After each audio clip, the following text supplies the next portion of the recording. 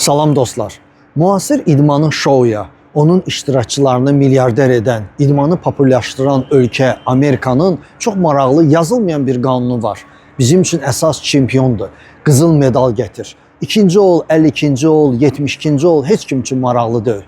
Məhz bu xüsusiyyət müasir dövrdə çox vacibdir idmanda. Azərbaycan idmançıları üçün də vacibdir. Namiq Abdullayev çempion olanda, olimpiya çempionu nəzərdə tuturam, Amerikalıya qalib gəlmişdi.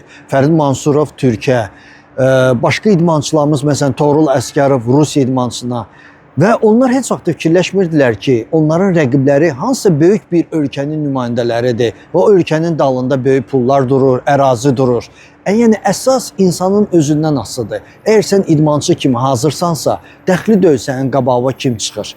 İstəyir böyük bir ölkə olsun ərazi ilə, istəyir onun imkanları olsun. Sən çempion olmalısan. Bəlkə bu səbəbə görədir ki, son 3 olimpiyadada bizim ancaq bir qızılımız var.